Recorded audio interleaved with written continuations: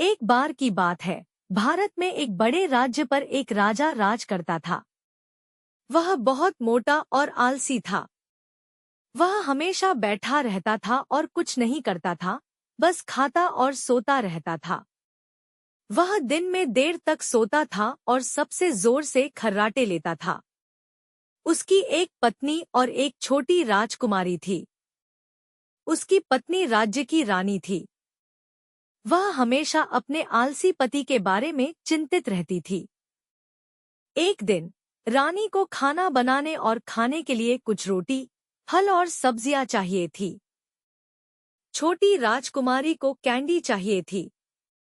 रानी ने सोचा कि अगर वह राजा से खुद चीजें लाने के लिए कहेगी, तो उसे कुछ व्यायाम मिल जाएगा। इसलिए रानी ने राजा से बाजार से अपनी जरूरत की चीजें खरीदने के लिए कहा। राजा ने अपनी आंखें रगड़ी और कहा, बस 10 मिनट और प्यारे, और वापस सोने चली गई। रानी उसे फिर से जगाने गई, लेकिन राजा सोता रहा। अंत में रानी को बहुत गुस्सा आया और उसने राजा को जगाने के लिए चिल्लाया। राजा जाग गया और बोला, ठीक है, मैं जाकर तुम्हारी जरूरत की चीजें ले आता हूँ, अगर इससे तुम्हें खुशी मिलती है। लेकिन तुम्हें मुझसे वादा करना होगा कि तुम मुझे पूरे साल सोने दोगे। राजा बाजार गया और एक फर्नीचर की दुकान देखी। वहां एक बड़ा आरामदायक बिस्तर था। वह वहां गया और दिन भर सोता रहा, भूल गया कि वह बाजार क्यों आया था। कोई भी उसे नहीं जगाता क्योंकि वह राजा था। शाम को एक दूत महल में आया और रानी को बताया कि क्या हुआ था।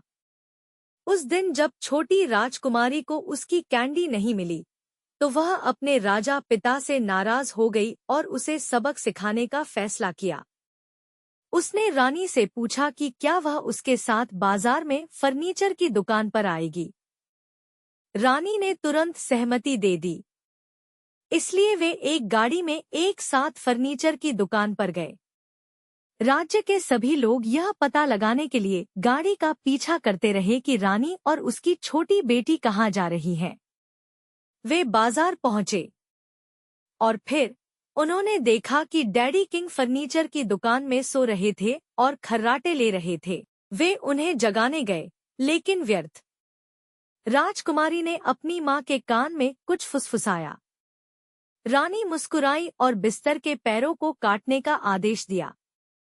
जैसे ही पहला पैर काटा गया, राजा बिस्तर से गिर गया और उसकी पीठ में चोट लग गई।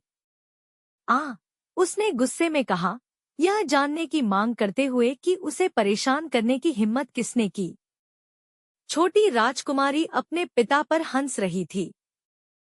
जल्द ही उसने पाया कि बाकी सभी भी उस पर हंस रहे थे। उसे शर्म आ रही थी कि राज्य में सभी को उसका आलस्य पता चल गया था और वह फिर कभी आलसी नहीं हुआ।